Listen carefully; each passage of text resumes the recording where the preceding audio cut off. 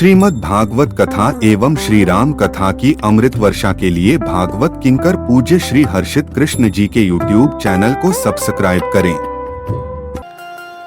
हमने कथा में सुना कि पुत्र कामेष्ठी यज्ञ करने के बाद में महाराज दशरथ को स्वयं भगवान पुत्र के रूप में मिले।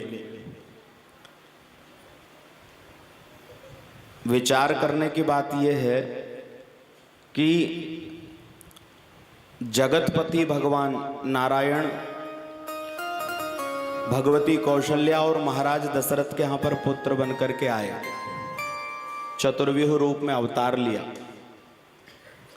और चार कुमार जिस राजा के थे, स्वयं भगवान जिसके पुत्र थे, परंतु जब अंत समय अयोध्यापति का महाराज दशरथ का आया तो समय कुछ ऐसा था कि जिस समय महाराज ने प्राणों को त्यागा, चारों में से एक भी पुत्र पास में नहीं था। स्थिति ये बन गई अयोध्या की कि अंत्येष्टि कर्म करने के लिए भी चारों कुमार में से एक भी पास में नहीं है। पूरी प्रजा बहुत दुखी है, अयोध्यावासी बिलख रहे हैं। बोले भगवान के पिता को क्या इस तरह से शरीर छोड़ना था? अरे उनके तो कई अपराध माफ हो जाते, क्योंकि वो भगवान के पिता थे। उन्होंने भगवान की बाल लीला का आनंद लिया था, ठाकुर जी की सेवा करी थी। कथा कह रही है कि भले ही महाराज दशरथ भगवान के पिता थे, लेकिन कर्मों की गति को महाराज दशरथ टाल नहीं पाए। क्यों? बोले जिस समय श्रवण कुमार अपने माता पिता को महाराज तीर्थ यात्रा कराने के लिए निकले और अनजाने में राजा दशरथ ने एक बाण पक्षी के नेत्र समझकर मार दिया, और महाराज श्रवण कुमार अपने माता पिता के लिए जलाशय में जल लेने के लिए आए थे कि अंधे माता पिता महाराज बैठे हुए हैं, उनको जाकर पत्ते के दोने बनाकर जल पिला दूं। और महाराज दशरथ का जैसे ही बाण श्रवण कुमार को लगा, जोर से आह निकली, दौड़ करके राजेंद्र पहुंचे। मुझसे तो बहुत बड़ा अपराध हो गया। और उसी समय प्राण छोड़ते छोड़ते श्रवण कुमार ने कहा कि राजन, मेरा तो शरीर छूट रहा है, लेकिन मेरे प्यासे माता पिता मेरी प्रतीक्षा कर रहे हैं, तुम उन्हें जाकर के जल जरूर पिला देना। बहुत समय बीत गया, श्रवण कुमार आया नहीं। जल लेने के लिए गया था हमारा बेटा। उसी समय कुछ देर बाद पैरों की आहट सुनाई दी तो दोनों माता पिता प्रसन्नता से कहने लगे, श्रवण श्रवण कितनी देर लगा दी आज तूने जल लाने में? हमारा कंठ सूख रहा है, कहाँ चला गया था? और उस समय अयोध्यापति महाराज दशरथ की देह कपकपाने लगी उन वचनों को सुनकर, और महाराज बड़े घबराते हुए, जहां मुखमंडल से शब्द निकल नहीं रहे, वहां पर राजा दशरथ ने हाथ जोड़कर कहा कि हे विप्र देवता, मैं अयोध्या सम्राट दशरथ हूँ, आपकी सेवा में आया हूँ। मुझसे एक बहुत बड़ा अपराध हो गया है विप्र देवता। क्या हुआ? बोले धोखे से मैंने जो बाण चलाया वो आपके पुत्र को लग गया, और उसे पुत्र को बाण लग जाने के कारण श्रवण का प्राणांत हो गया है। मैं आपके लिए जल लेकर के आया हूँ। और जो दोनों माता पिता ने सुना कि महाराज हमारा श्रवण संसार छोड़ करके चला गया, हमें तीर्थ यात्रा करा रहा था, अब हम इस जल को स्वीकार नहीं करेंगे राजन। हम भी श्रवण के बिना इस दुनिया में अब रह नहीं सकते। और दोनों ही महाराज माता पिता श्रवण कुमार के एक साथ कहने लगे कि राजन, अब ये जल स्वीकार नहीं हो सकता, और चूंकि तुमने अपराध किया है तो अपने प्राणों को छोड़ते छोड़ते श्रवण कुमार के माता पिता ने श्राप दे दिया राजा दशरथ को कि जिस तरह आज हम पुत्र वियोग में तड़प तड़प के मर रहे हैं, एक दिन ऐसा आएगा कि आपको भी पुत्र वियोग में तड़प तड़प के अयोध्या में मरना पड़ेगा। और देखो कर्मों की गति कि महाराज अयोध्या के सम्राट होते हुए राजा दशरथ, जिसके स्वयं नारायण पुत्र बनकर के आए राम रूप में, लेकिन भगवान के पिता होने के बाद भी कर्म की गति टाल नहीं पाए। कथा हमें ये सिखा रही है कि हर एक जीवात्मा का उसके पीछे कर्म जुड़ा होता है। इस जन्म नहीं, पिछले जन्म तक के कर्म जुड़े होते हैं। पिछले 2-4 जन्म नहीं, 10-20 जन्म नहीं, 150 जन्मों के कर्म जुड़े होते हैं। क्योंकि महाराज जिस समय पितामह भीष्म को बाणों की सैया मिली, तो विद्वान कहते हैं कि पितामह भीष्म ने विचार किया कि मैंने ऐसा कौन सा अपराध कर दिया था जिसके कारण मुझे बाणों की सैया मिली है। और विचार करते करते 72 जन्म लगभग पूर्व चले गए और उस समय ध्यान आया कि मैंने एक कीड़े को कांटे से टोचा है। और 72 जन्म बाद पितामह भीष्म को अपने किए हुए कर्म का फल भोगना पड़ा। इससे ये सिद्ध होता है कि प्रत्येक जीव के पीछे उसके कर्म का फल होता है। बोलो वृंदावन बिहारी लाल की।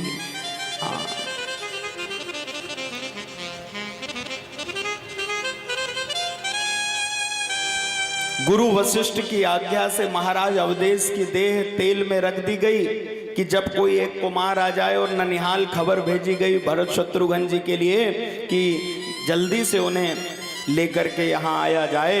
और जैसे ही महाराज श्री भरत जी और श्री शत्रुघ्न जी आए हैं, निराश अयोध्या को देखा, उदास अयोध्या को देखा, और ज्यों ही महाराज श्री भरत जी को ये बात पता चली कि पिताजी ने देह त्याग दिया है, परलोक सिधार गए हैं, तो महाराज पछाड़ खा करके गिर पड़े केकेयी नंदन। और उस समय पर आकर गुरुदेव वशिष्ठ ने कंधे पर हाथ रख लिया। भरत, वशिष्ठ जी कहने लगे कि सुनहु भरत भावी प्रबल, सुनहु भरत भावी प्रबल, को न मेटन हार।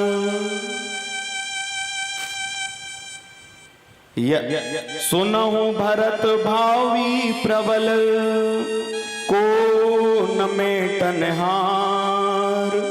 हानि लाभ जीवन मरण, यस अपयस विधि हाथ। भरत जी को समझाते हुए वशिष्ठ मुनि कहते हैं कि भरत भावी को कोई नहीं मिटा सकता। होनहार बहुत प्रबल होता है, और हानि लाभ जीवन मरण यस अपयस विधि हाथ, वो विधाता के हाथ में है, उसमें किसी का बस नहीं है भरत। और महाराज गुरुदेव वशिष्ठ ने तरह तरह से भरत जी को समझाया, और बाद में राजा दशरथ की आगे की क्रियाएं हुई। तो आपसे कहने का मतलब सिर्फ यही है कि कब, कहाँ, किस कारण से, कैसे, किसका शरीर छूटना है और किसको जन्म लेना है, ये सब कुछ पहले से निश्चित है। राई घटे ना तिल बढ़े। जब समय आता है ना, तो काल जहां पर खड़ा होता है, जीव को वहां अपने आप बुला लेता है। चाहे वो 7 समुंदर दूर हो, चाहे वो 7 तालों के अंदर बंद कर दिया गया हो, चाहे वो महाराज हस्तिनापुर के राजा परीक्षित का जब समय आया, तो पुत्र जन्मेजय ने महाराज चारों तरफ ऐसी घेराबंदी कर दी कि एक चींटी अंदर नहीं जा सकती। लेकिन जब समय आ गया तो तक्षक नाग ब्राह्मण के रूप में आ गए, लेकिन जन्मेजय रोक नहीं पाए। जन्म और मृत्यु हमारे हाथ में नहीं है, कब किसकी कहां कैसे होना है। हाँ, लेकिन ये बात जरूर है कि जन्म तो महाराज परमात्मा के द्वारा ही निश्चित हो जाता है, पर मृत्यु को महोत्सव बनाने के लिए हम अपनी ओर से कुछ प्रयास जरूर कर सकते हैं। हाँ, जन्म हमारे हाथ में नहीं था, लेकिन हमारा जीवन बहुत अच्छा श्रेष्ठ हो जाए, हमारी मृत्यु महोत्सव बन जाए, इसके लिए हम अपनी ओर से प्रयास कर सकते हैं। पर कोई धर्मात्मा ऐसे होते हैं महाराज, जन्म जन्मांतर के कुछ कर्म ऐसे जुड़े होते हैं कि अनायास ही कई जन्मों के महाराज जन्म चक्र के बाद, 84 के चक्कर के बाद अमलात्मा, बिमलात्मा, महात्मा कोई ऐसा होता है जिसके पीछे कोई बहुत बड़ी पुण्याई जुड़ी होती है। और महाराज वो अपनी देह का जब त्याग करता है तो कहा ना कि देहांत काले तुम सामने हो मुरली बजाते। महाराज भगवान से पितामह भीष्म ने जो प्रार्थना करी तो ऐसी मुक्ति जिसको प्राप्त हो जाए उसके लिए तिलमात्र भी संकोच और दुख नहीं करना चाहिए। ये कथा बता रही है, हम नहीं कह रहे। इस तरह से यदि किसी को मुक्ति मिल जाए तो महाराज वो मरा नहीं, अमर हो गया है। वो अब संसार में नहीं भटकेगा, वो महाराज परमात्मा के धाम चला गया है। और हम सब लोग महाराज संसार से जुड़े हुए हैं। जीवन में जब किसी के साथ कोई घटना घट जाती है तो निश्चित है कि पारिवारिक जन स्वजनों को दुख जरूर होता है, लेकिन वो भाग्यशाली होता है जो परमात्मा के चरणों में, जो सप्तपुरियों में से एक पुरी में, जो भगवान के धाम में, जो पुरुषोत्तम महीने में जो भगवती जगदम्बा के मंदिर के सामने अपने प्राणों को त्यागे, वो वृंदावन बिहारी लाल के चरणों में गया है। इसमें कोई संशय नहीं है, कोई संशय।